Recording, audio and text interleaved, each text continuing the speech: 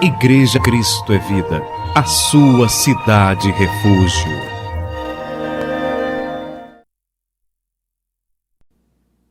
A palavra de Deus.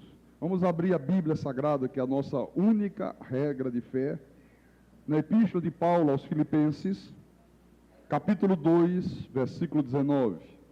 E o tema da mensagem desta noite é: eles buscam o que é seu próprio, não o que é de Cristo. Filipenses capítulo 2, versículo 19. E Paulo disse assim na palavra: espero, porém, no Senhor Jesus, mandar-vos Timóteo o mais breve possível, a fim de que eu me sinta animado também, tendo conhecimento da vossa situação. Porque a ninguém tenho de igual sentimento que sinceramente cuide dos vossos interesses, pois todos eles buscam o que é seu próprio, não o que é de Cristo. E conheceis o seu caráter provado, pois serviu ao Evangelho junto comigo, como filho ao Pai.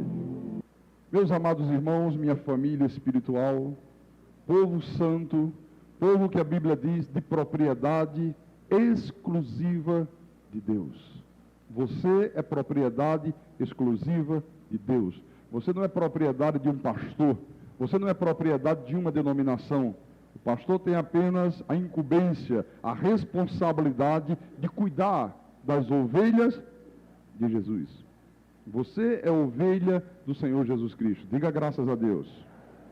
Então, meus amados irmãos, o apóstolo São Paulo escreve para esta igreja dos Filipenses. Paulo, como homem que recebeu de Deus a incumbência de proclamar ao mundo o evangelho das insondáveis riquezas de Cristo, porque você sabe, nós já sabemos perfeitamente aqui na nossa igreja, que só há um evangelho. Para a igreja de Jesus não existem 4 evangelhos. A tradição religiosa diz, não, existem 4 evangelhos: Mateus, Marcos, Lucas e João. Isso é um erro tremendo. Mateus, Marcos, Lucas e João nunca foram evangelhos e jamais serão. Mateus, Marcos, Lucas e João são livros que relatam com fidelidade, por inspiração do Espírito Santo, todo o ministério terreno de Jesus. Jesus no cumprimento da lei, o Cristo judaico. Mas o evangelho para a igreja cristã, o evangelho para a igreja estabelecida pelo Senhor Jesus Cristo, foi revelado ao apóstolo Paulo. Paulo é o homem escolhido por Deus para receber o evangelho. E este evangelho para a igreja está contido nas 14 epístolas paulinas. E a igreja de Jesus não conhece. O evangelho que Paulo disse é a única palavra capaz de produzir herança para o povo de Deus, de edificar a tua fé, de edificar a tua vida. É a palavra, diz a Bíblia, predestinada de sabedoria. E que a igreja não conhece. Você lembra que Jesus estava no ministério terreno e Jesus dizia assim: e conhecereis a verdade, e a verdade vos... Mas como é que Jesus já estava há quase 3 anos pregando e disse: e conhecereis a verdade? Quer dizer que eles não conheciam ainda esta verdade plena. Esta verdade que traz à igreja a revelação de todos os mistérios de Deus. Ele diz para os apóstolos: eu ainda tenho muito que vos dizer, mas vós não o podeis suportar agora. Essas coisas que eles não podiam suportar agora, o Senhor Jesus revelou ao apóstolo Paulo. A nossa preexistência com Deus, a nossa predestinação, que há neste mundo 2 descendências, os filhos de Deus, os filhos do diabo, que há neste mundo o trigo, mas há também o joio. As revelações de que há um só Deus, não são 3, é um só. Um só Deus que se manifestou ao mundo de 3 formas diferentes. Este evangelho que traz para a tua vida a segurança eterna da salvação. A maioria do povo de Deus não tem certeza da sua salvação. Você conversa com a maioria dos crentes e ele diz assim, você diz assim: irmão, você tem certeza que tu és um salvo? Você tem certeza que está salvo? Baixa um pouquinho aqui e tira um pouquinho desse, está muito estridente. E ele diz assim: até o dia de hoje eu tenho, eu não sei o dia de amanhã. Eles não têm certeza da salvação. Eu não sei amanhã, pastor, porque o senhor sabe como é que é, né? O diabo está aí mesmo solto. Como se fosse capaz o diabo poder intentar alguma coisa contra os filhos de Deus. Isto é uma barbaridade, isto é um absurdo. Então, a falta de conhecimento desta palavra, a falta de conhecimento deste evangelho é que tem destruído a vida do povo de Deus. O Senhor disse através do profeta Oséias: o meu povo está sendo destruído porque estão fazendo trabalho de macumba contra ele. Mas o povo de Deus acredita em trabalho de macumba, meu irmão. Estão sendo destruídos por causa da inveja, do olho grande. Não, isso é bobagem. Ele disse: não, o meu povo está sendo destruído porque lhe falta o conhecimento. Quer dizer que a única coisa capaz de destruir a vida de um eleito não é destruir no sentido de perder salvação, porque salvação não se perde. Salvo uma vez, salvo para sempre. O povo de Deus não gosta dessa verdade. O povo de Deus gosta de dizer: não, cuidado que amanhã tu podes ir para o inferno. Aí diz: oh, glória. Dão glória quando diz que pode ir para o inferno. Quando o Senhor Jesus disse: das minhas mãos ninguém os arrebatará. Então não é possível um eleito de Deus ser arrancado das mãos de Jesus. Nas mãos de Jesus uma vez, nas mãos de Jesus para sempre. Nas mãos de Jesus para sempre. Então veja, meus amados irmãos eleitos do Senhor, a igreja de Jesus, ela tem a responsabilidade de dar continuidade à obra que o apóstolo São Paulo iniciou. Quando Paulo recebeu a revelação da graça de Deus, Paulo disse: olha, eu não consultei carne, eu não consultei sangue, eu não consultei a minha lógica, eu não fui para Jerusalém consultar aqueles que já eram apóstolos antes de mim, mas eu parti para Damasco. Quer dizer, Paulo saiu em obediência a uma visão celestial. Quando você recebe a revelação da graça de Deus, você passou a viver em obediência a uma visão celestial, a uma revelação celestial. Você passou a ter a responsabilidade de proclamar ao mundo as virtudes daquele que te resgatou das trevas para a sua maravilhosa luz. O crente, a missão de um cristão é proclamar as virtudes de Deus, não é proclamar as malignidades do diabo. Que o povo de Deus mais proclama isso são as mentiras de Satanás. Porque o diabo faz, porque o diabo acontece, porque vai te pegar, porque vai destruir, porque vai entrar, porque vai voltar com mais 7, porque vai fazer isso, porque vai fazer aquilo. Isso é mentira. Na cruz do Calvário, o Senhor Jesus destruiu aquele que tinha o poder da morte, a saber, o diabo. Destruiu ou não destruiu? Destruiu. A Bíblia diz que ele amarrou o valente, havia um valente, veio um mais valente do que ele, que era o Senhor Jesus, e o amarrou e tomou-lhe os despojos. Tomou das mãos do diabo todos aqueles que o Senhor Deus havia predestinado em amor. E que por causa do pecado de Adão, tiveram que permanecer até a cruz do Calvário, vivendo no império das trevas. Só que da cruz para cá, nós não estamos mais vivendo no império das trevas. Nós estamos vivendo no reino do Filho do seu amor. A Bíblia diz: o maligno não te pode mais tocar. Ou pode? Não pode. Não há possibilidade. Não pode mais tocar. Está escrito. Pastor Sérgio, meu botão caiu aqui quando eu falei que não pode mais tocar. Guarda.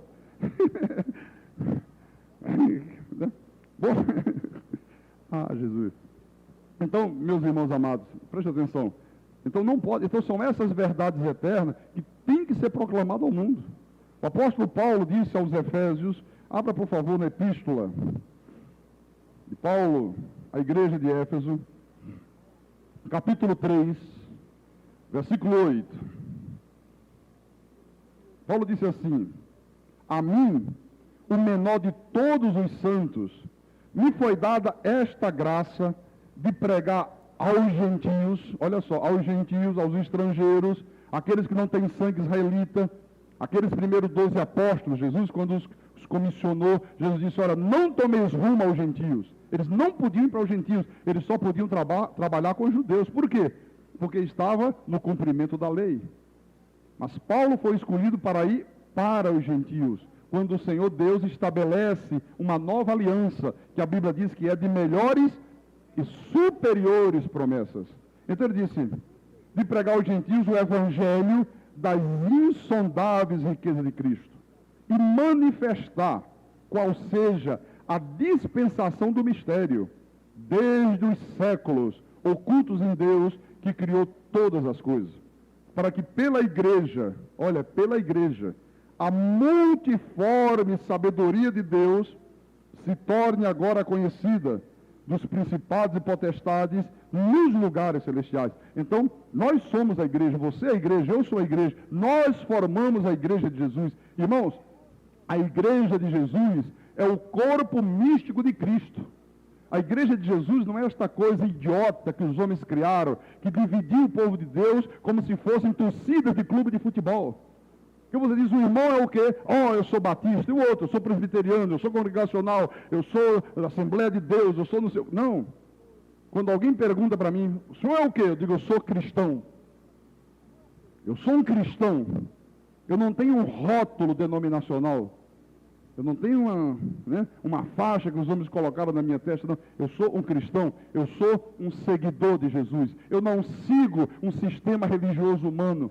Eu não sigo as diretrizes de uma convenção, de um concílio. Eu sigo as diretrizes do Deus soberano, do Deus todo-poderoso, a sua santa palavra. Amém? Foram os homens que criaram isto.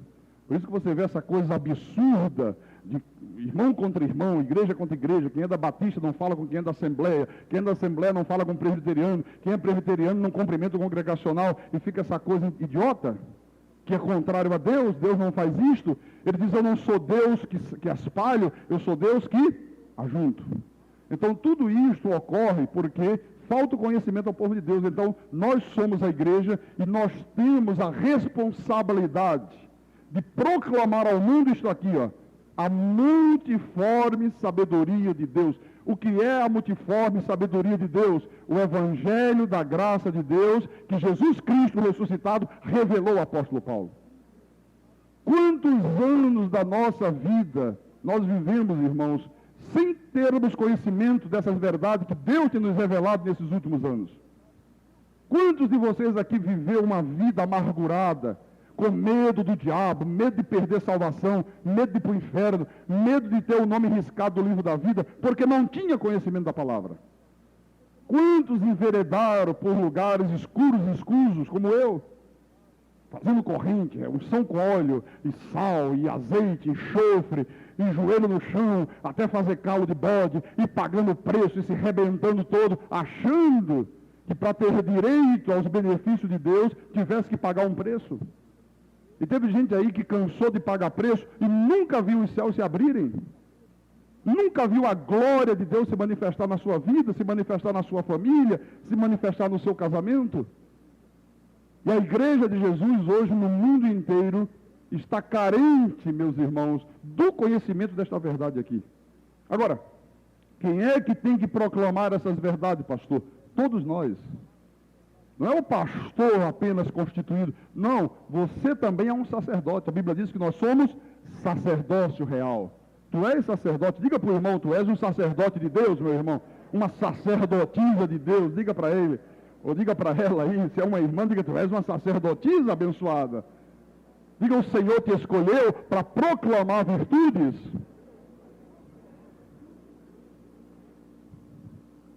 E você sabe, o grande drama da igreja de Jesus nos dias de hoje é que o povo de Deus perdeu completamente esta noção da responsabilidade que Deus pôs sobre os ombros de cada um de nós. A igreja não tem proclamado ao mundo as virtudes de Deus. A multiforme sabedoria de Deus não tem feito isto. Falta à igreja de Jesus pessoas que tenham consciência do seu dever e da sua obrigação para com Deus. E este era o grande drama que o apóstolo Paulo estava vivendo aqui.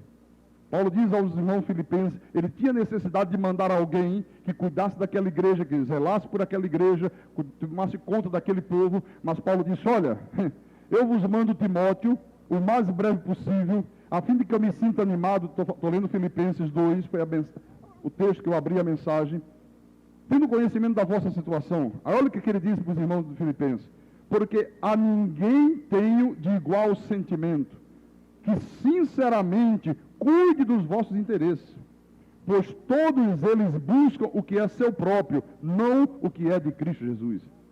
O maior dos apóstolos estava dizendo, olha, eu não tenho ninguém a não ser Timóteo que possa cuidar sinceramente dos vossos interesses. Porque os outros aí, Paulo disse, eles cuidam, eles buscam o que é seu próprio, e não aquilo que é de Cristo Jesus. E se eu não tenho ninguém de igual sentimento, que tem o mesmo sentimento que eu tenho, que tem o mesmo zelo, que tem a mesma intrepidez, que tem a mesma coragem, que tem a mesma fidelidade à palavra. Isso já naquele tempo. Você pensa que hoje é diferente? A coisa mais difícil nos dias de hoje é você encontrar homens que tenham sinceridade e que estejam prontos a renunciar à própria vida para cuidar dos interesses de Cristo. Normalmente as pessoas aí cuidam dos seus próprios interesses. Vem ser a função de pastor como se fosse um cargo remunerado, como se fosse uma profissão qualquer. Pastor não é profissão, pastor é vocação de Deus. O homem, para proclamar as vontades de Deus, para ele cuidar do rebanho de Deus, ele tem que ser um vocacionado por Deus. Não se prepara um pastor no banco de uma faculdade. Porque qualquer um pode ser pastor hoje. Só se inscrever em qualquer faculdade teológica, cursa 4 anos, como se cursa qualquer faculdade neste mundo, e quando termina recebe um diplomazinho e diz que é pastor. E ocupa um púlpito, e aí começa a falar besteira, cuidado, irmão, que o diabo vai voltar com mais 7. Cuidado, senão a tua salvação se perde. Oh, se Jesus voltar, tu vais ficar. É o que você ouve aí. Aí começam as barbaridades. Então, Paulo disse, olha, eu não tenho mais ninguém a não ser Timóteo. Veja, meus irmãos, as dificuldades que Paulo já tinha naquela época de encontrar pessoas que se preocupassem com os interesses de Cristo. Só que este interesse de Cristo, que todos nós temos que cuidar, é uma responsabilidade não apenas do pastor da igreja, mas de toda a igreja. É uma responsabilidade minha e é uma responsabilidade tua. Você tem a responsabilidade, meu irmão, de proclamar ao mundo esta multiforme sabedoria de Deus. Você tem que anunciar estas verdades para a tua família, para os teus vizinhos, no teu local de trabalho. Olha, eu vou te dizer uma coisa, meu irmão. Aonde eu ando assim, ó, sabe, inquieto, impaciente, querendo uma oportunidade que alguém se encoste próximo de mim para eu pregar essa verdade. Eu todo dia de manhã estou andando 1 hora, porque por recomendação médica, por causa daquele estresse violento que eu tive, eu tenho que andar 1 hora, o colesterol bom estava baixo, graças a Deus que era o bom, né? Aquele alto que é pernicioso estava tudo normal. Mas o bom, e só sobe se fizer exercício, né? Isso é causado por você levar uma vida sedentária, não ter tempo para se exercitar, trabalha muito, mas parado, sentado. Então, eu ando na praia, lá perto da minha casa, em Gaibu. Eu estava caminhando ontem na praia, e quando eu ia para lá, vi um sujeito para cá, eu olhei para a camiseta dele, tinha, o milênio chegou, o primeiro encontro de jovens cristãos. Olha, eu voltei da metade, sabe? Bom dia, tudo bom, meu irmão? Glória. Mas é verdade, já puxando assunto para eu entrar com a graça de Deus, que eu sei que não conhecem. E eu sei que a minha responsabilidade é proclamar ao mundo esta multiforme sabedoria de Deus. Você já imaginou se cada irmão desta igreja tivesse colocando em prática aquilo que é seu dever, que é sua obrigação? O que é que nós já não teríamos feito aqui nesse estado? Se um homem sozinho já fez esse estado inteiro entrar em rebuliço, você já imaginou se todos estivessem proclamando com autoridade, com intrepidez, né, com denodo esta verdade da graça de Deus? E há 4 anos atrás, o Senhor nos revela a graça de Deus. E você vê, nós ficamos aqui, não tínhamos programa de rádio, não tínhamos nada, e começamos, né, a proclamar, e a coisa foi se incendiando, foi se inflamando. Depois entramos na rádio, e hoje você vê que aonde você for nesse estado de Pernambuco, e nos outros estados também aqui do Nordeste, se fala desta igreja aqui. Um homem só fazendo isso, você já imaginou se cada um dos irmãos fizesse a sua parte? Nós não teríamos espaço para comportar as pessoas aqui no templo. Já estaríamos com seríssimas dificuldades. Mas nem todos fazem, nem todos cumprem o seu dever, nem todos fazem a sua parte. Mas é obrigação tua, é obrigação nossa, proclamar ao mundo este evangelho da graça de Deus. Mas o que nós temos visto na igreja de Jesus nos dias de hoje, meus irmãos, é uma frieza violenta. O que nós temos presenciado na igreja é uma indiferença em relação às coisas de Deus. Há na realidade, e quando eu me refiro à igreja, não apenas esta igreja. Eu estou falando a igreja como o corpo místico de Cristo, mas principalmente a igreja onde a verdade da graça de Deus já é conhecida, já foi revelada. Há uma indisposição generalizada, há uma letargia imensa em relação às coisas de Deus. Porque quando eu vejo, meus irmãos, o entusiasmo das pessoas que frequentam as seitas, e eu faço uma comparação com aquelas pessoas que se dizem abençoadas, que se dizem predestinadas, que se dizem verdadeiros cristãos, olha, eu confesso a você que eu fico profundamente indignado. Eu não consigo compreender como é que uma pessoa que crê em mentiras tem tanto entusiasmo para proclamar as mentiras, e aqueles que conhecem a verdade não têm entusiasmo de proclamar as verdades. Isto é uma incoerência total e completa. Isso é muito triste. E Deus deve se sentir triste com isso.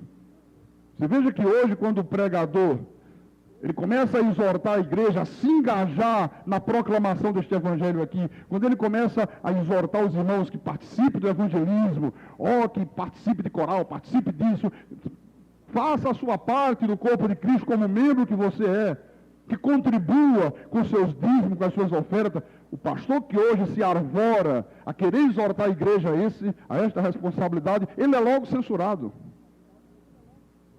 E principalmente quando a exortação é no sentido do povo de Deus participar com ajuda financeira. Aí que o mundo vem abaixo. Porque hoje, meus irmãos, as pessoas imaginam que ser um seguidor de Jesus é apenas para receber saúde, é apenas para receber paz, é apenas para receber bênçãos financeiras, milagres, portas abertas. É isso que as pessoas imaginam. E ninguém quer fazer um sacrifício pessoal. Isto é um erro tremendo.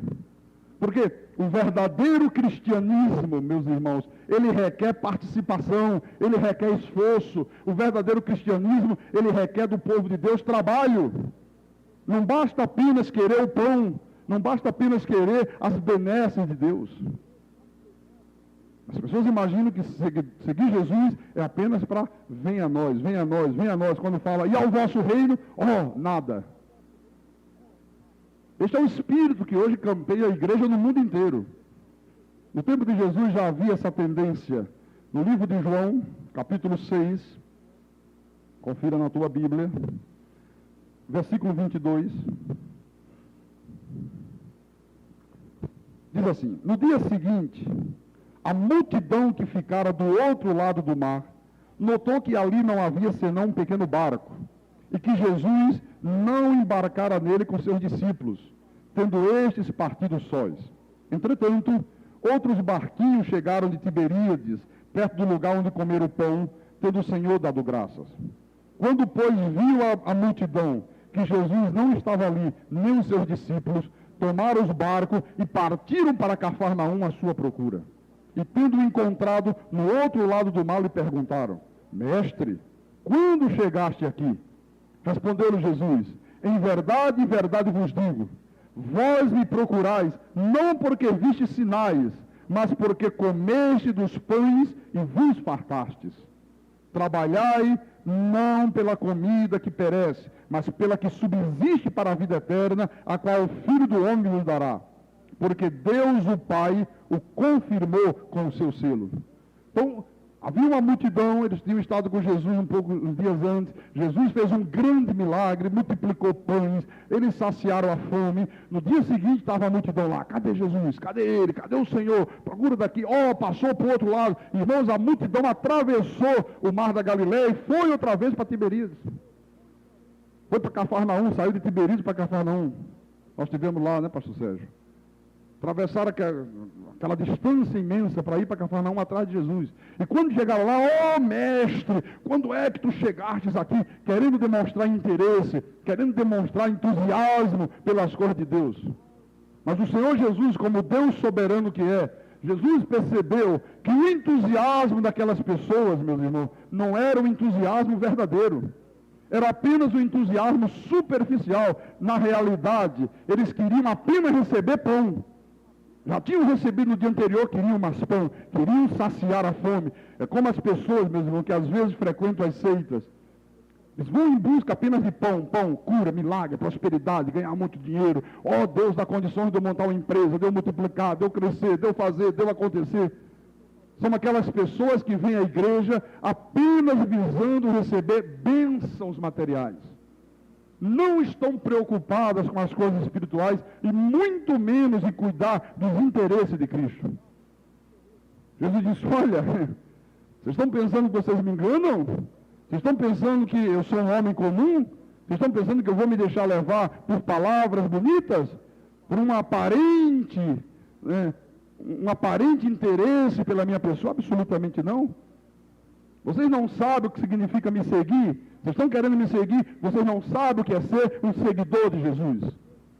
Jesus disse, vocês não sabem o que representa isso, vocês estão por fora. Veja aqui, no versículo 56, ele disse assim, quem comer a minha carne e beber o meu sangue, permanece em mim e eu nele. Você sabe o que significa comer a carne e beber o sangue? Não é participar da ceia, não. As pessoas imaginam quando Jesus diz, aquele que comer da minha carne e beber do meu sangue, esse permanece em mim. Aí todo mundo não quer faltar ceia. Tem gente que falta domingo, falta quarta, mas não, domingo é a ceia. Não, domingo não posso faltar, porque é a ceia. Imagina que pegar um pedacinho de pão e um pouquinho de suco de uva, de vinho, que é cumprir esse versículo aqui. Não, Senhor. Comer a carne e beber o sangue é exatamente você assumir um compromisso sério com Deus. É você se integrar na obra de Deus. É você fazer a sua parte como membro do corpo de Cristo que você é. Na realidade, Jesus estava dizendo, olha, se vocês querem me seguir, vocês têm que gastar a vida de vocês. Vocês têm que gastar a vida em favor das minhas ovelhas, que estão aí fora sofrendo, que não têm conhecimento, que não conhecem a minha verdade. Vocês têm que evangelizar, vocês têm que participar da minha obra, cante no coral, cante no coro, participe do bom samaritano, traga os seus dízimos, traga as suas ofertas, torne possível que o meu evangelho seja proclamado ao mundo.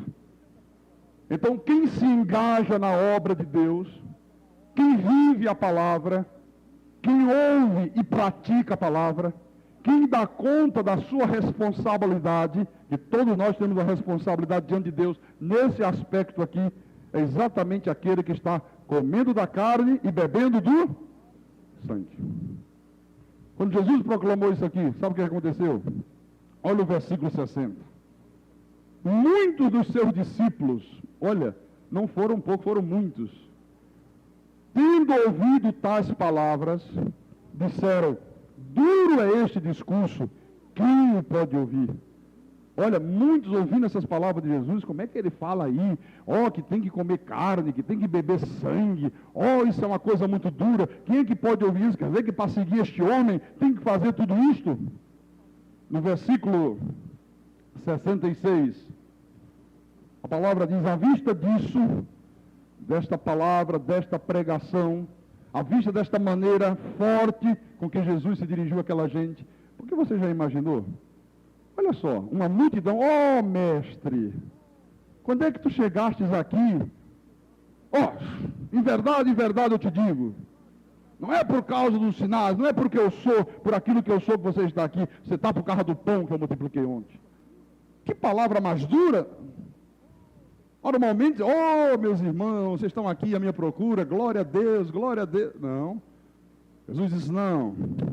Esse entusiasmo de vocês aí não é por aquilo que eu sou, não é pela minha palavra, não é por aquilo que eu represento. O entusiasmo de vocês é por aquilo que eu vos concedi ontem. Vocês estão aqui querendo mais pão, nada mais do que pão. Você vê que Jesus era duro, Jesus não estava preocupado com falsos seguidores. Jesus queria verdadeiros seguidores, né? Então, versículo 66. À vista disso, muitos dos seus discípulos o abandonaram e já não andavam com ele. Olha, muitos dos seus discípulos o abandonaram. E uma coisa muito interessante, eu fico imaginando, meus irmãos, que os apóstolos que estavam com Jesus, que sempre estavam junto com ele, vendo Jesus falar de maneira tão forte, tão contundente com aquele povo, Eles deviam comentar entre eles, mas como é que pode? Olha, eu acho que esta maneira do Senhor se dirigir a este povo não é uma maneira muito inteligente. Eu acho que esse discurso de Jesus vai fazer com que esta multidão vá embora. Daqui a pouco não tem mais nenhuma pessoa nos seguindo. Eu imagino que eles estivessem pensando isso. Mas como é que o mestre se dirige ao povo dessa maneira? Que maneira mais rude do Senhor se dirigir à multidão. Olha, desse jeito as pessoas vão embora. Desse jeito não vai ficar mais nenhuma pessoa na igreja. E o interessante é que, como se Jesus estivesse adivinhando os pensamentos daquele discípulo, parece que Jesus estava adivinhando os pensamentos dele. Jesus se volta para eles e faz uma pergunta, no versículo 67. Então Jesus perguntou aos 12, porventura, quereis também vós outros retirar-vos? Parece que Jesus estava adivinhando o que estava na mente deles. E tem mais uma coisa, e vocês também querem ir? Olha, muitos foram embora, vocês também querem ir embora? Vocês também querem me abandonar? Vocês também não querem permanecer comigo por causa dessas palavras verdadeiras que eu vos prego? Tremendo isso, não? No versículo 65, um pouquinho antes, Jesus havia dito uma coisa importante. Jesus disse assim, por causa disto é que vos tenho dito, ninguém poderá vir a mim se não for pelo livre-arbítrio. Se não usar livre-arbítrio e disser eu aceito, eu aceito, eu aceito. É isso que está na Bíblia. Ninguém, olha, o que significa ninguém? Ninguém poderá vir a mim, se pelo Pai não lhe for concedido. Jesus disse, não é o homem que decide, não é o homem que toma a decisão, eu quero Jesus. Ele disse, não, é o Pai que concede. Jesus disse, o homem está morto nos seus delitos e pecados. Se não for ao Pai lhe conceder vida, nenhum viria a mim. Ponto final. Esta é a verdade da Bíblia. Então era como se Jesus estivesse dizendo assim, olha meus servos, preguem da maneira que tem que pregar. Anuncia a minha palavra com verdade. Fala para o meu povo qual é a maneira correta deles me seguirem. Quando você pregar a igreja, fala dos dois caminhos. Fala que há o caminho largo, fala que há o caminho estreito. Fale para o meu povo acerca da necessidade vital de se viver uma vida de santidade. Uma vida de agiasmo, uma vida de temor reverencial, uma vida separada do que é profano, uma vida de devotamento, uma vida de dedicação. Fala para a minha igreja que para ser meu seguidor tem que participar da minha obra. Fala para o meu povo da necessidade deles serem fiéis nos dízimos, deles ofertarem com generosidade. Não temam a reação das pessoas, porque aqueles que forem minhas ovelhas, esses ouvirão e se submeterão à minha palavra. Muitos o abandonaram, e os outros permaneceram com Jesus. Quem são os que o abandonaram? Os falsos discípulos. Você lembra que ele disse no capítulo 8 de João, só para você ver aí, 8:31, disse, pois, Jesus aos judeus que haviam crido nele, se vós permanecerdes na minha palavra, sois verdadeiramente meus discípulos. Quer dizer, o que prova que uma pessoa é verdadeiramente ovelha de Jesus? O que prova que uma pessoa é de fato, de verdade, um filho de Deus? Quando ela permanece verdadeiramente na palavra. Irmãos, quem é ovelha, quem é de Deus, nunca se aparta da palavra. Pode chover canivete. Pode botar em cada prefeitura do Brasil um Celso Pita. Ele não se afasta da palavra por nada, meu irmão. Não tem jeito de se afastar da palavra. Pode o mundo virar de cabeça para baixo, pode haver terremoto, pode acontecer o que acontecer, ele não se afasta da palavra. Ninguém teria mais motivo neste mundo para me afastar da palavra do que eu. Pergunta se eu me afastei em algum minuto, algum segundo da minha vida. Às vezes você vê pessoas aí fora, caídas outra vez na lama, vivendo numa vida infernal, e diz, já fui crente, não quero mais saber de igreja, não quero saber de Jesus, me decepcionei. Não eram ovelhas do Senhor. João disse, eles se foram, porque não eram dos nossos, não permaneceu na palavra. O pastor pregou hoje muito duro, não venham mais à igreja. Ah, é? Não vem mais à igreja?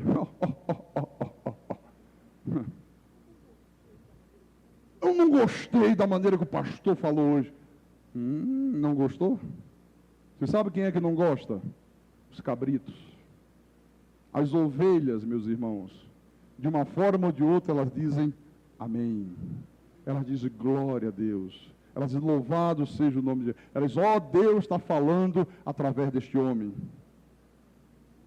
Agora, quem não é ovelha, duro é esse discurso, não aceito, não vou aguentar ouvir isso. Vou embora, não sigo mais ele, vou embora. Fizeram isso com Jesus. A verdade, meus irmãos, é que o Senhor Jesus, Ele nunca procurou demonstrar para as pessoas que seguir a Ele fosse uma coisa que qualquer pessoa neste mundo pudesse fazer de qualquer forma, de qualquer maneira, como as pessoas imaginam.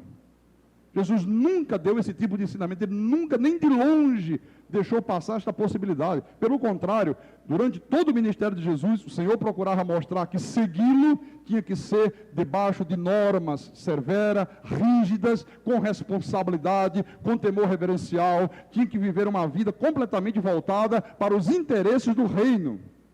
Você quer ver só? Vá no livro de Mateus. Mateus capítulo 8. Mateus 8, versículo 19 e 20. Então, aproximando-se dele um escriba, disse-lhe, mestre, seguir-te-ei para onde quer que fores. Olha que palavra bonita, hein? Mestre, vou te seguir para onde quer que tu fores. Mas Jesus lhe respondeu, as raposas têm seus covis, e as aves do céu ninho, mas o Filho do Homem não tem onde reclinar a cabeça. Muitas das vezes, nos dias de hoje, as pessoas dizem a mesma coisa. Senhor, eu te sigo. Eu amo a tua igreja. Eu amo a tua palavra. Jesus, conte comigo porque deve Senhor. Tem gente que bota um bocão meio que diz, tremendo, aleluia, glória a Deus. Senhor, eu quero que a tua palavra seja pregada em todo mundo. Eu estou pronto, gasta a minha vida. Que coisa maravilhosa, me usa como instrumento teu. Mas quando chega na hora, meu irmão, de fazer a sua parte, quando chega no momento de pegar no pesado, quando chega no momento de ter que gastar a vida, aí você percebe com muita facilidade que uma grande maioria falou apenas da boca para fora. Apenas da boca para fora. É muito fácil falar, meu irmão. Quer ver a prova aprovada? Então Jesus disse, olha rapaz, você está aí dizendo que vai me seguir para onde quer que seja, onde quer que eu vá, vou logo dizer para você, o Filho do Homem não tem onde reclinar a cabeça. Se você está pensando que me seguir é fácil, se você está pensando que vai ser boa vida, se você está pensando que eu vou ficar hospedado em um hotel de 5 estrelas, e você do meu lado, tomando banho de piscina, e recebendo do bom e do melhor, e ter um salário poupudo, esqueça de agora por diante. Porque tem muita gente que diz, não, eu quero servir a Deus. Quer servir. Não estou pronto a fazer qualquer coisa pela obra de Deus. Está nada. Às vezes está pronto a levar vantagem de qualquer forma da obra de Deus. E às vezes quando vê que a coisa é dura, que é difícil, eu vou dar um tempo, não dá para mim, a coisa é difícil, é diferente. O próprio Deus cria situações para provar aqueles que são seus verdadeiros seguidores. Esta é a verdade. Irmãos, o ministério do Senhor Jesus Cristo sempre foi assim. Jesus sempre pregou para as pessoas aquilo que as pessoas precisavam ouvir, não aquilo que elas desejavam ouvir. Você sabe que hoje a igreja só quer que o pastor pregue o que as pessoas desejam ouvir. Elas não querem que o pastor pregue o que elas precisam ouvir. Nesta igreja aqui, o pastor prega aquilo que Deus quer que tu ouça, meu irmão. O pastor nunca vai subir aqui para pregar o que você quer ouvir. Porque tem gente que quer uma palavra, né, que passa a mão na cabeça, que acoberte os erros, sabe? Uma palavra melosa, aquela pregaçãozinha água com açúcar, né? Porque Deus é amor, Deus é maravilhoso. O irmão ali está no adultério. Não tem problema não, que é um crente carnal, vamos ter paciência, sabe? Deixa o irmão adulterando, deixa o irmão fazendo coisa errada. Olha, a irmã ali está fazendo aquilo, o outro ali está fazendo coisas erradas. Não, é porque é crente carnal. Crente carnal é uma pílula. Crente carnal é uma pílula, meu irmão. Que história de crente carnal é essa? A Bíblia não fala de crente carnal. A Bíblia fala de homem natural e homem espiritual. O homem natural, enquanto está morto em delitos e pecados, não tem o Espírito Santo. O homem espiritual, depois que Deus o chama e o sela com o Santo Espírito. O sistema religioso pervertido é que criou essa história de crente carnal para poder acolher com festa os cabritos que, vestidos de ovelha, têm se introduzido dentro da igreja. Só que aqui nesta igreja não gostamos de cabrito, nós temos alergia a cabrito, meu irmão. A graça de Deus faz você ter uma alergia a quem é cabrito. É ou não é verdade? É verdade. Não há possibilidade, né? Então Jesus sempre mostrou que seguir a Ele é uma coisa que exige abnegação, total abnegação. Veja, por favor, em Lucas, Mateus, Marcos, Lucas, capítulo 14, versículo 25. Grandes multidões o acompanhavam, e ele, voltando-se, lhe disse, olha como é que Jesus se dirigia às multidões, que coisa interessante, né? Hoje, como é que os pregadores se dirigem às multidões? Sempre com uma palavra melosa, sempre com uma palavra que agrade a todo mundo, nunca pregar sobre uma vida de erros, né? Nunca mostrar ao povo o que é uma vida verdadeira de santidade. Não, vamos só pregar os milagres, vamos só falar que Deus é amor, que Deus é maravilhoso, que Deus é bom, que Deus é isso, que Deus é aquilo. Não pregar sobre a disciplina de Deus, Deus que me livre, não fale disso, pastor. Tem gente que não gosta. Falar da ira de Deus, que Deus se ira, ou não fala uma coisa dessa, tem gente que não volta mais aqui. Fala que Deus é amor, fala que Deus é bom, e mesmo que as pessoas vivam de qualquer maneira, Deus vai abraçar todo mundo no final. Está redondamente enganado, não é assim. Veja o que diz, grandes multidões o acompanhavam, e ele voltando-se lhes disse, se alguém quer vir a mim, e não aborrece a seu pai, e mãe, e mulher, e filhos, e irmãos, e irmãs, e ainda a sua própria vida, não pode ser meu discípulo. E qualquer que não tomar a sua cruz e vier após mim, não pode ser meu discípulo. O que Jesus estava dizendo aqui? Olha, aquele que quiser vir a mim, se alguém vem a mim e não amar menos ao seu pai, a sua mãe, a sua mulher, aos seus próprios filhos e ainda a sua própria vida do que a mim, não pode ser meu discípulo. Quer dizer que a exigência para ser um seguidor de Jesus é que eu tenho que amar a Deus acima de todas as coisas. Eu tenho que amar a Deus muito mais do que eu amo os meus filhos. Eu não posso ser cúmplice dos erros do meu filho. Se meu filho vive uma vida errada, não, mas é meu filho, sabe como é que é, tem que ter paciência, né? Vamos devagarinho. Coisa nenhuma. Absolutamente não, meu irmão.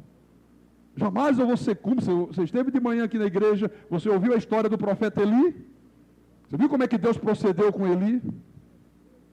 Então a exigência de Deus é que você tem que amar a Jesus acima do que o teu pai, acima do que você ama a tua mãe, acima do que você ama teu marido. Porque tem gente que, se o marido disser, olha, você está indo muito à igreja, estou ficando nervoso, não estou gostando. Não, pode deixar, vou até esquecer esse negócio de igreja. Não sabe como é que é, né, pastor, meu marido, tal. Como se o marido fosse Deus. Só há um Deus, meu irmão, o soberano. Se você crê nele, crê que ele está no controle, tu tens que amá-lo acima de qualquer coisa nesta vida, neste mundo. Então estas são as exigências para que você seja verdadeiramente um discípulo de Jesus. Você quer ver como é que Jesus exigia? Veja só Lucas, capítulo 18, adianta um pouquinho aí. Lucas 18, versículo 18. Certo homem de posição perguntou-lhe, bom mestre, que farei para herdar a vida eterna? Respondeu-lhe Jesus, por que me chamas bom? Ninguém é bom, senão um que é Deus. Primeira coisa, este homem aqui não reconheceu que Jesus era Deus. Não reconheceu em Jesus o Deus que se fez homem. Ele disse, bom mestre, chamou Jesus de mestre. Ele não via Jesus como Deus, como a maioria do povo evangélico não vê. Não, Jesus é a segunda pessoa da Trindade, é apenas o Filho. É um pai que está lá na frente, um pai que manda um filho que é a segunda pessoa, um Espírito Santo que é a terceira. Jesus disse, não, eu sou o único e soberano Deus. Eu não sou segunda pessoa de nada. Eu sou a primeira, eu sou o alfa e eu sou o ômega. Eu sou o princípio e eu sou o fim. Então Jesus disse, olha, peraí, rapaz. Por que você está me chamando bom? Ninguém é bom, senão um só que é Deus. Se você não me vê como Deus, como é que você diz que eu sou bom? Você só poderia dizer que eu sou bom se você me reconhecesse como Deus eterno, como Deus soberano. Jesus era duro, né? Não dava chance, né? Aí Jesus disse, sabes os mandamentos? Sabes os mandamentos? Não adulterarás, não matarás, não furtarás, não dirás falso testemunho, honra teu pai e a tua mãe. Replicou-lhe ele, ó Senhor, tudo isso tenho observado desde a minha juventude. Como é fácil as pessoas falarem coisas que não são verdadeiras, né? Os mandamentos é muito fácil. Tudo isso eu tenho observado. Estava mentindo. Não estava observando nada. Não, eu sou um eleito, eu sou um predestinado. Eu sou uma pessoa perdoadora. Pisa no pé para ver se é. Contraria a pessoa para ver se ela é perdoadora. Não, graças a Deus o Senhor me deu domínio próprio. Cria uma situação que ela seja contrariada para ver se tem domínio próprio mesmo. Eu tenho observado tudo isso desde a minha juventude. Senhor Jesus, como Deus soberano, como Deus que tem uma onisciência, ele disse-lhe, uma coisa ainda te falta. Jesus estava dizendo, na verdade, eu vou provar esse rapazinho aí, se ele realmente quer vida eterna. Eu vou botar ele numa prova, quero ver se realmente ele me ama, quero ver se realmente ele deseja esse reino, como ele está demonstrando aí com palavras. Então falta uma coisa para você. Ele era um jovem rico, tinha muitos bens, muitas propriedades. O Senhor disse, vende tudo que tens, dá aos pobres e terás um tesouro nos céus. Depois, vem e segue-me. Mas ouvindo ele estas palavras, ficou muito triste, porque era riquíssimo. O Senhor impôs àquele homem uma condição pesada. Jesus disse, agora eu vou provar se esse sujeito quer mesmo vida eterna. Agora eu vou botar ele em xeque. Agora eu quero ver se realmente ele deseja uma vida eterna no céu. Olha, tá bom, ok? Então vai lá, vende os teus bens, distribui para os pobres, já que você quer tantas coisas de Deus e não há tesouro maior do que as coisas de Deus, distribui e tu vais ganhar um tesouro nos céus. O que a Bíblia diz? Que ele, ouvindo essa exigência, ficou profundamente triste. Quantas são as pessoas nos dias de hoje, meus irmãos, que ficam profundamente tristes quando ouve o pastor pregar um sermão como este de hoje à noite, mostrando à igreja a necessidade de cada filho de Deus ter uma participação na obra. Lá vem o pastor, tu tão bem assim, pastor. O pastor quer que a gente participe, ele quer que a gente faça alguma coisa pela obra de Deus. Quantas são as pessoas, meus irmãos, que às vezes até saem falando mal da igreja, quando vem a igreja e o pastor exorta o povo de Deus a serem generosos com as suas ofertas, a ofertar a Deus, não com avareza, mas com generosidade, para que haja mantimento na casa do Pai. Não gostei da palavra. Quando ele falou que eu sou um predestinado, olha, deu vontade de eu subir no banco e pular de alegria. Mas depois, quando ele veio com essa coisa aí de que tem que ajudar, para mim acabou tudo, não volto mais aqui nesta igreja.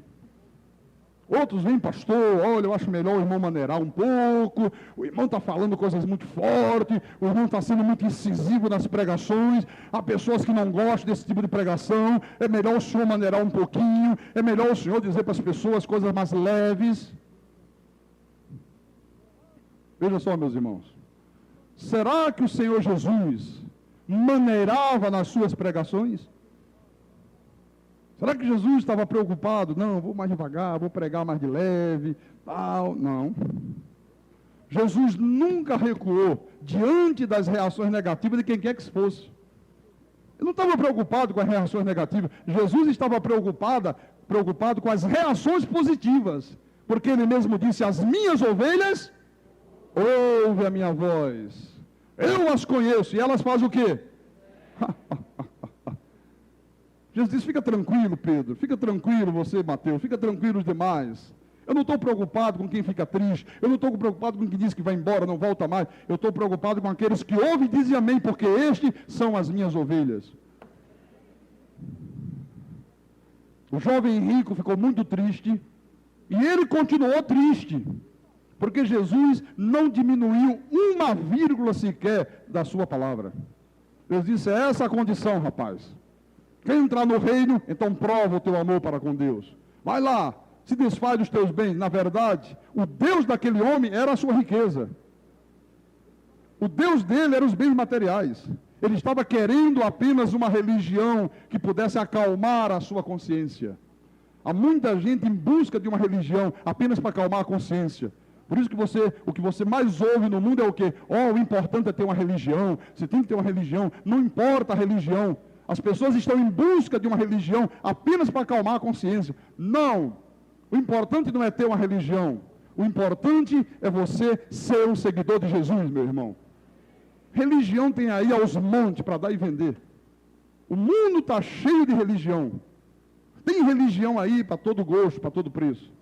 E, no entanto, o mundo está cada vez mais degradado, cada vez mais mergulhado em trevas, cada vez mais violento, cada vez mais depravado. Então não é importante ter uma religião, o importante é ser um verdadeiro seguidor de Jesus. Então Jesus não diminuiu nem uma vírgula da sua exigência. Jesus não disse, não, chama aí o moço, você ficou muito triste, chama aí, vem cá.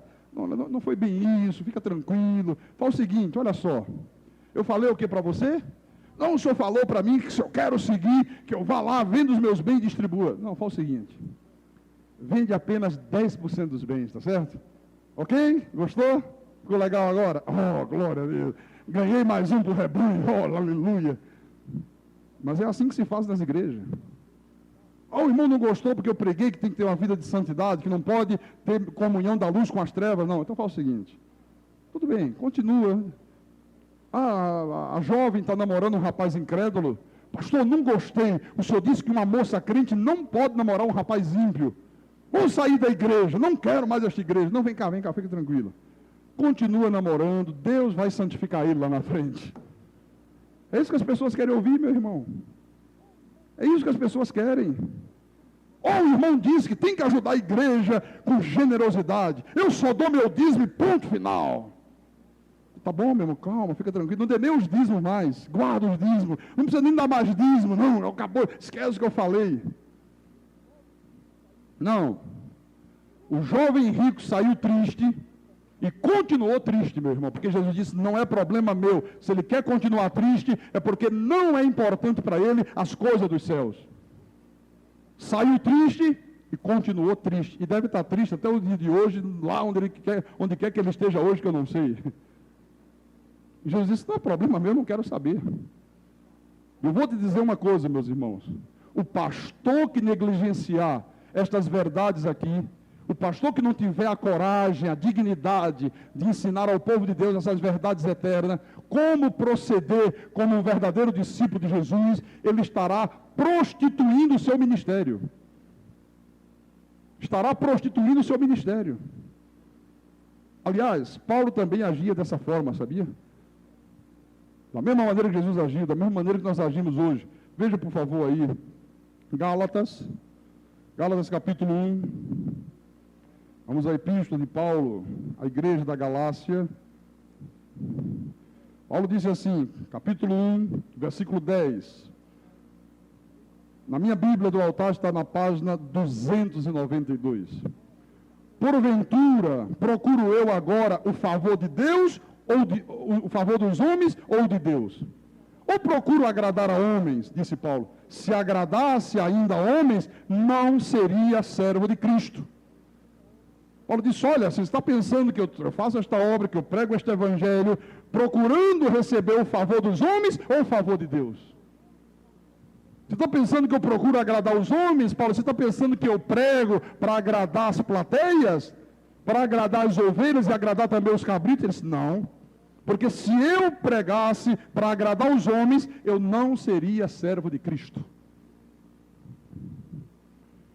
Eu conversei com um presbítero da igreja presbiteriana. Ficamos 2 horas no telefone. E ele conhece muita dessas verdades da graça. E ele disse, pastor, é muito difícil. Eu sou muito requisitado para pregar nas igrejas, na própria igreja presbiteriana. Porque os pastores gostam muito de mim. E é um homem preparado, um médico. Ele disse, quando os meus colegas me chamam, diz, olha fulano, agora não venha com essa coisa aí de graça não, prega só o feijão com arroz. Ele disse, eu vou lá, pastor, prega o feijãozinho com arroz, fica todo mundo satisfeito. Irmão, este homem não é um servo de Cristo. Não é servo de Deus. Você acha que eu estou aqui para agradar homens? Você acha que eu estou preocupado? Oh, se a turma lá está falando, é falso profeta, é heresia, dá um gelo nesse homem, não vamos recebê-lo no nosso meio. Ah, é? Você que pensa que eu vou para o seu meio, rapaz. Você que está redondamente enganado. Deus me constituiu pregador do Evangelho, da graça de Deus, das verdades eternas que a igreja de Jesus não tem pregado. Quem gostou, gostou. Quem não gostou, como diz o português, azeite para ele. Coma menos. As ovelhas gostam, meu irmão, e devoram até ficar cansada de comer a palavra. É ou não é? Os verdadeiros pregadores, meus irmãos, eles sempre vão pregar para o povo de Deus palavras que provoquem temor a Deus, que desperte no povo do Senhor um temor reverencial, que mostre ao povo de Deus que Deus se ira contra toda impiedade dos homens, que mostre para o povo de Deus, meus irmãos, que seguir Jesus tem que ser uma vida de responsabilidade, que você tem que comer a carne, você tem que beber o sangue, você tem que ter compromissos verdadeiros com o Deus eterno. Palavras que levem as pessoas a uma vida de transformação, uma vida de humildade, uma vida de piedade, uma vida de quebrantamento. Palavras que transformem vidas. Não é transformar o visual. Porque transformar o visual é muito fácil. Transformar a roupa, a maneira de vestir, tem que ser palavra que transforme o interior do homem, porque Deus disse, eu não vejo como vê o homem vê o exterior, mas eu vejo o coração do homem. E você sabe o que é que transforma o coração do homem? A palavra. A verdadeira palavra. Então você tem que ter uma consciência, igreja do Senhor Jesus, que você é um seguidor de Jesus, você é um discípulo de Jesus, você é membro do corpo de Cristo, e como membro do corpo de Cristo, tu tens que ter uma função nesse corpo. Os meus dedos, cada um deles tem uma função, minha mão tem uma função, os meus olhos têm uma função, meu nariz tem uma função, a minha boca tem uma função, cada parte do teu corpo tem uma função. Qual é a função que você tem desempenhado no corpo de Cristo? Qual é a tua participação no corpo de Cristo, meu irmão, minha irmã? O que você tem feito? Ah, pastor, eu tenho vindo à igreja. Vindo à igreja. É a tua única participação, pastor. Você não imagina a dificuldade que é isso, pastor. Olha, eu pego 2 ônibus, venho aqui, sabe? Ficar aqui 2 horas ouvindo o senhor falar essas coisas aí. Isso para mim já é um sacrifício violento. Já é muita coisa. Olha, Deus não exija muito não, senão eu vou embora, não volto mais. Tem gente que pensa assim, pastor Sérgio. Mas tem que vir 2 vezes à igreja, domingo de manhã. Não é que tem que vir. É que Deus está dizendo, olha, os meus verdadeiros discípulos, eles vivem a palavra. O domingo é o dia do Senhor, então você tem que estar na igreja. Se você é meu discípulo, você não é meu discípulo, ok, você fica em casa vendo Domingão do Faustão, o telegrama legal do Gugu. Já viu o telegrama legal do Gugu? É muito legal aquilo, né? Quem já viu? Levanta a mão. Já viu aquelas coisas? Olha aí como é que tem gente que vê, ó. Você vê aí? Olha só. Você não viu quantas mãos se levantaram ali? Como é que você consegue ver isso, hein? Não, estou brincando. É que às vezes é mais cedo, né? Às vezes vai para casa, almoça, liga a televisão e está lá, né? Hoje mesmo, quando eu estava dormindo no quarto do pastor Sérgio, aí acordei, fui tomar um banho, a televisão estava ligada. Eu só gosto de ficar com a televisão ligada, baixinho, deixo lá, e durmo com ela ligada. E aí, de noite não, de noite eu desligo, né? Mas assim durante o dia. Aí, quando eu estava tomando banho, eu estava trocando de roupa, eu olhei e estava passando esse tal do telegrama legal. Por isso que eu sei que muitas pessoas aqui levantaram que eu só brinquei com você, né? Mas tem gente, meu irmão, que não vem à igreja para ficar em casa. Quantas pessoas vocês imaginam que estão agora em casa, que deveriam estar aqui? E fazendo o quê? Fazendo o quê? Me diga, que coisa mais importante há para nós fazermos no domingo do que estarmos na casa de Deus? Uma coisa mais importante. Então a responsabilidade em você manter a casa do Pai, manter a igreja de Jesus. Paulo disse, olha, que as tuas ofertas a Deus sejam sempre como expressão de generosidade, não de avareza. Você quer ver 2 aos Coríntios, só voltar um pouquinho atrás, capítulo 9, Paulo estava andando pelas igrejas, recolhendo, se adiantassem e fossem lá para esta igreja, e Paulo diz assim: ora, quanto à assistência a favor dos santos, é desnecessário escrever-vos, porque bem reconheço a vossa presteza, da qual me glorio junto aos macedônios, dizendo que a Acaia está preparada desde o ano passado, e o vosso zelo tem estimulado a muitíssimos. Paulo disse: olha, eu não preciso nem falar muito sobre a assistência aos santos, sobre as tuas ofertas para a obra de Deus. É desnecessário eu escrever sobre isso, porque eu reconheço a vossa presteza. Paulo disse: eu sei, e eu tenho me gloriado junto aos macedônios. Paulo disse: eu tenho falado para a igreja da Macedônia, dizendo que vocês aqui da igreja da Acaia já estão preparados, já estão conscientizados a este respeito, desde o ano passado. Paulo disse: eu me glorio da maneira com que vocês se comportam nesta área. Que coisa impressionante, né? E o vosso zelo tem estimulado a muitíssimo. Agora o apóstolo diz: contudo, enviei os irmãos para que o nosso louvor a vosso respeito, nesse particular, que particular? A vossa presteza em ser fiel a Deus nas ofertas, não se desminta, a fim de que, como eu venho dizendo, estivesses preparado, para que caso alguns macedônios forem comigo e vos encontrem desapercebidos, não fiquemos nós envergonhados, para não dizer vós, quanto a esta confiança. Portanto, julguei conveniente recomendar aos irmãos que me precedessem entre vós e preparassem de antemão a vossa dádiva já anunciada, para que esteja pronta como expressão de generosidade e não de avareza. Paulo disse: olha, eu sei que vocês têm uma consciência tremenda, aonde eu passo pela Macedônia, eu falo da igreja da Acaia, eu digo que os irmãos da Acaia têm uma responsabilidade tremenda com Deus, que eles amam a Deus, que eles são generosos no ofertar, que eles têm uma consciência da responsabilidade que eles têm de manter a casa do Pai. Eu me glorio da maneira que vocês procedem. Contudo, pode ser que algum deles resolva ir junto comigo, e para que eu não passe vergonha, para que não encontre alguém aí desapercebido, alguém aí que de repente tem uma amnésia, eu enviei alguns irmãos na frente para que vocês preparem a vossa dádiva, a vossa oferta, como expressão de generosidade e não de avareza. Paulo disse: para evitar surpresa, para evitar que eu tenha uma decepção, chegue aí com os irmãos da Macedônia, e quando eu olhar, cadê a oferta do irmão fulano, abrir o envelope aqui. Paulo, você não falou que eles eram generosos? Você não falou que eles amam a Deus, que eles dão... tem moeda de 10 centavos aí de oferta para Deus, Paulo? Não, mas isso aqui é porque um irmão está desempregado. Vamos ver esse outro aqui. R$1. Paulo? Está ao contrário do que você disse. Você percebe a preocupação do apóstolo? Paulo disse: não, pelo amor de Deus, não façam isto. Isso vai ser uma vergonha para vocês. Quer dizer que o Filho de Deus, o cristão, quando ele oferta a Deus, a sua oferta tem que expressar para Deus o quê? A sua generosidade, não a sua avareza. Senão Deus não recebe, meu irmão. Deus não recebe. Pastor, e quando a pessoa não procede desta forma aqui que Paulo falou? O que acontece? Sabe o que acontece? Você não vê a provisão de Deus na tua vida. Você quer conferir? No livro de Ageu, Velho Testamento, vamos todos juntos lá em Ageu.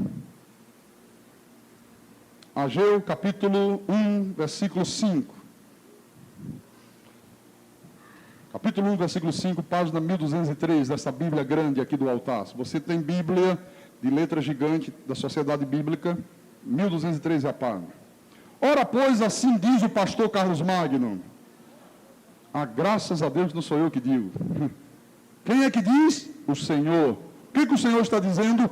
Considerai o vosso passado. Tendes semeado muito e recolhido pouco. Comeis, mas não chega para fartar-vos. Bebeis, mas não dá para saciar-vos. Vestis-vos, mas ninguém se aquece. E o que recebe salário, recebe-o para pô-lo num saquetel furado. Assim diz o Senhor dos Exércitos: considerai o vosso passado, Subi ao monte, trazei madeira e edificai a casa. Dela me agradarei e serei glorificado, diz o Senhor. Esperaste muito, e eis que veio a ser pouco. E esse pouco, quando o trouxeste para casa, eu com um assopro o dissipei. Por quê? Diz o Senhor dos Exércitos, por causa da minha casa, que permanece em ruínas, ao passo que cada um de vós corre por causa da sua própria casa.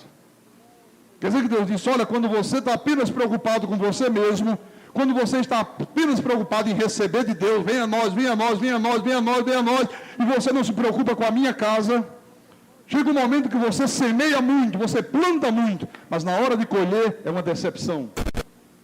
Quantas são as pessoas que vivem assim, meu irmão? Trabalho, pessoas talentosas, pessoas que têm capacidade, às vezes têm até dinheiro, montam firma, montam isso, montam aquilo, e dizem, mas meu Deus do céu, olha, eu pensei que eu ia arrebentar com a ponta do balão e deu tudo errado.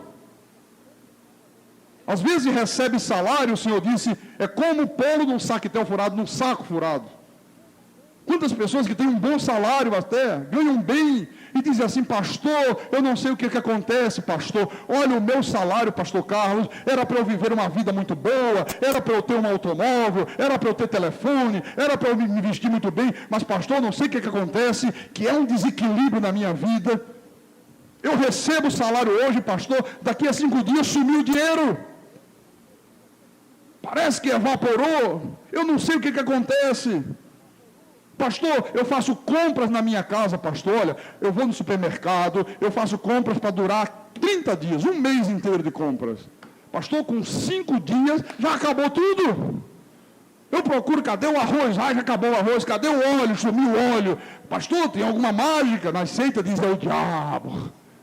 Nas seitas diz é que tem um devorador. Não, Deus está dizendo não. Está acontecendo. Porque você não tem sido fiel à minha casa, você não tem se preocupado com a minha igreja, então você planta muito, colhe pouco. Quando você recebe salário, é como se colocasse num saco furado, vai embora o dinheiro toda uma vez. Pastor, não entendo, pastor, toda hora é um prejuízo, pastor. Olha, chega uma hora, é uma doença que surge, quando eu olho a conta da farmácia já ficou desse tamanho, e tenho que ir a médico, tenho que pagar consulta. Outra hora, pastor, é um carro que bate, e eu não tinha seguro, e agora tive que fazer uma despesa que eu não estava contando. Outra hora, pastor Carlos Magno, é a geladeira que queimou, é o fogão que explodiu. Pastor, eu não aguento mais. Está aqui a resposta. Está aqui a resposta.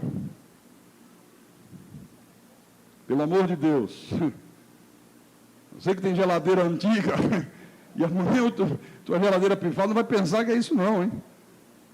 Porque, pelo amor de Deus, porque tem gente que não tem cabeça e começa a achar que, não. Estou falando aquelas coisas, sabe, sobrenaturais, que não tem explicação, como é que pode? Como é que é possível? A coisa está dando tudo errado, não está dando nada certo, né? Não é coisas normais, triviais que acontecem normalmente na vida, não. Pastor, não chove na minha horta, é verdade, olha o versículo 10. Por isso, os céus sobre vós retêm o seu orvalho e a terra os seus frutos. Fiz vir a seca sobre a terra e sobre os montes, sobre o cereal, sobre o vinho, sobre o azeite e sobre a terra que produz, como também sobre os homens, sobre os animais e sobre todo o trabalho das mãos. Quem é que faz acontecer isto? É o próprio Deus, é a disciplina de Deus. O Senhor disse em Apocalipse, porta que Deus fecha, ninguém abre. Porta que Deus abre, ninguém fecha. Quer dizer que quando as coisas estão fechadas, não estão indo para frente, não está prosperando, não está produzindo, não está obtendo êxito, é Deus que fechou as portas. E Deus só fecha as portas, meus irmãos, quando tem alguma coisa errada na nossa vida. E Deus faz isto para que nós acordemos e olhemos para o nosso passado, peraí, o que está de errado comigo? O que está faltando eu fazer? O que eu não tenho feito? Ou então, o que eu tenho praticado que Deus não está se agradando? Tem alguma coisa errada? Ou alguma coisa eu estou fazendo que Deus está dizendo não pode fazer?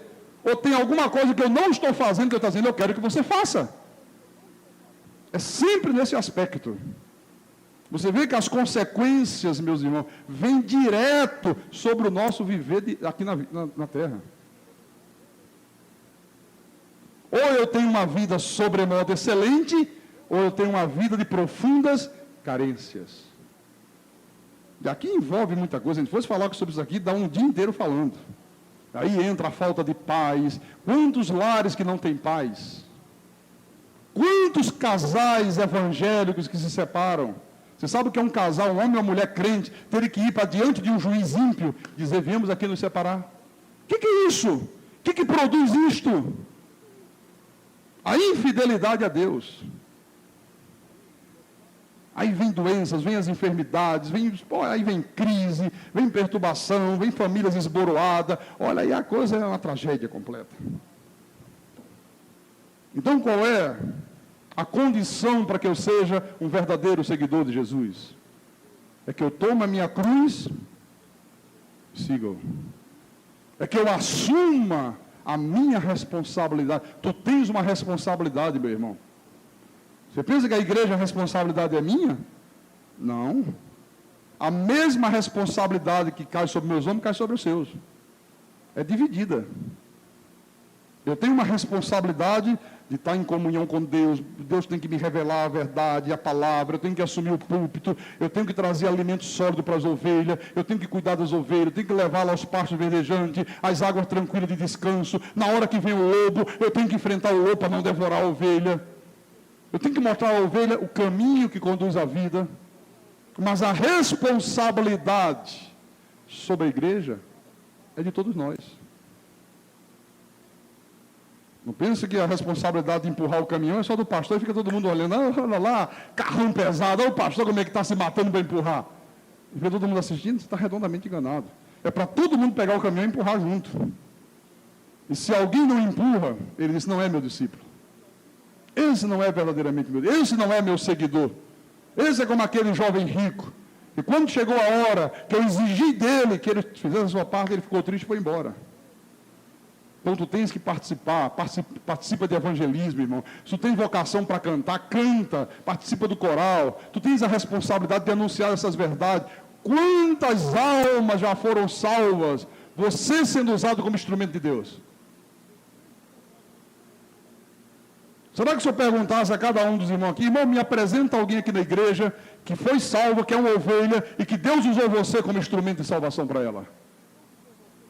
Será que se eu fosse perguntar, será que cada irmão aqui dizer, não, pastor, olha, tem um irmão ali que eu falei, eu evangelizei, e hoje ele está na igreja, fui eu, Deus me usou para falar com ele. Pastor, eu? Quem sou eu, pastor? Quem sou eu para Deus me usar? Não, você é você mesmo. É você que ele vai usar. Tem gente aqui que ia levantar, pastor, olha, eu vou mostrar uns montes aqui dentro, que eu já evangelizei, falei desta graça, e Deus tocou e a pessoa já é convertida ao Senhor Jesus. Outros vão dizer, pastor, olha, eu tenho 4 anos aqui, pastor, mas olha, você sabe como é que é, né, pastor? Pastor, é o tempo, pastor, a vida é muito dura, o corre-corre da vida, pastor, sabe como é que... O senhor entende, né? Não, não sou eu que tenho que entender, quem tem que entender é Deus, não sou eu. Será que o senhor saísse daqui de um por um, irmão? O que você tem feito em prol desta obra?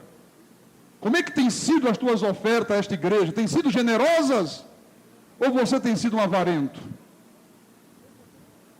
O amor que tu tem por esta obra é maior do que o amor que tu tem pelo teu marido, pela tua esposa, pelo teu filho, pela tua mãe, pelo teu pai? Pastor, toda semana eu vou visitar meu pai, pastor. Olha, eu não vou visitar meu pai sem levar um presente. Eu amo tanto meu pai. Todo domingo eu vou na casa do meu pai. Sabe, pastor? Cada semana eu levo um presente, uma semana eu levo uma camisa, na outra eu levo uma calça, na outra eu levo não sei o quê, levo um buquê de rosa para minha... Ah, é? E quando tu vens à igreja, tu traz o que para Deus?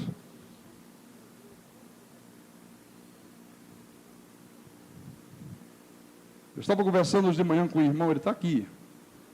Nós estávamos falando ali no meu gabinete depois, estávamos falando sobre dízimos e oferta, né? Conversando. E eu dizia para o irmão, o que o irmão era antes de se converter? O irmão disse, pastor, eu bebia muito. Fumava que só uma caipora, pastor. Ele disse, eu era tão viciado, pastor Carlos, que quando alguém, se eu tivesse desempregado, tivesse sem dinheiro, e passava alguém fumando, eu ia atrás. ia seguindo a pessoa. Até o momento que chegasse naquela guimbazinha, jogasse, eu ia lá, pegava a guimba. O restinho é meu. E eu disse para ele, eu era também assim. Fumava 3 carteiras de cigarro por dia. Se eu chegasse em casa à noite e tivesse esquecido de comprar cigarro, normalmente eu comprava um pacote, eu andava no meu carro, um pacote de cigarro, mas por acaso, caramba, acabou, 2 horas da manhã. Irmãos, eu não conseguia dormir sem fumar. Eu pegava o carro, saía de madrugada, tinha que arranjar um lugar aberto para comprar um cigarro. Um vício tremendo. Todos os dias tinha que beber. Saí do trabalho, não, tomar uma cervejinha para relaxar o dia, né? Oh, foi um dia muito tenso hoje. Você sabe que aí fora a turma bebe por tudo, né?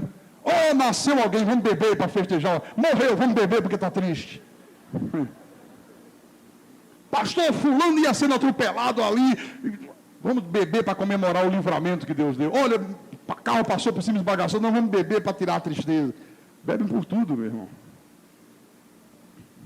E eu disse para o irmão, eu digo, meu irmão, o povo de Deus precisa ter consciência do que significa honrar a Deus. Sábio Salomão disse, honra ao Senhor com os teus bens e com as primícias de toda a tua renda. Honrar o Senhor com os seus bens, com as ofertas, as primícias, os dízimos. O cristão, ele é dizimista e ofertante. Não, minha responsabilidade é o dízimo. Está redondamente enganado. Está redondamente enganado. É igual aquele marido, a minha responsabilidade é botar comida dentro de casa. Não, a tua responsabilidade é botar comida, pagar o aluguel, pagar a luz, pagar a água, dar amor à tua esposa, dar amor aos teus filhos, viver uma vida. Essa é a tua responsabilidade. Mas lá fora a turma diz o quê? Não, eu sou um excelente marido. Pago o aluguel, não falta comida, faço a minha parte. Quem faz a sua parte? Nada, rapaz. Então na igreja tem gente que fala assim, e eu disse para esse irmão, eu digo, irmão, eu bebia todos os dias 3 ou 4 cervejas, quando saía do trabalho, para poder ir para casa. E quando chegava o final de semana, sexta-feira, 7 horas da noite, só iam me encontrar no domingo à noite. Ninguém me encontrava mais, porque eu estava solto no mundo. Aí a bebida rolava às 24 horas do dia, dia e noite. E samba, e pagode, e portela, e lá. A gente nunca se encontramos lá, né, pastor Sérgio? Você lá você ia para outro lugar, rapaz, eu ia para outro lado. Eu estava no samba da Portela, ele estava lá na Caprichosa de Pilar, mas rapaz, como é possível isso? Solto na buraqueira, morto em delitos e pecados. E eu disse para o irmão assim, eu digo, olha meu irmão, quanto custa uma cerveja? Ele disse, pastor, R$1 e pouco aí e tal. Eu digo, ok, então vamos ver para nós aqui, nós que bebíamos muito, vamos botar 4 cervejas por dia, R$6. Eu fumava 3 carteiras, de quanto custa uma carteira de cigarro? Isso é R$1,50 por aí. Vamos botar mais 4,50, dá R$10,50 por dia. Todo dia gastava isso. Quanto é que dá isso por mês? R$330. Mas dá muito mais, porque final de semana a coisa era para valer, meu irmão. Aí a coisa botava para arrebentar mesmo, viu? Isso aí era só o dia a dia comum. Eu digo, então, todo dia eu tinha que gastar R$10, R$10,50 de cigarro e cerveja.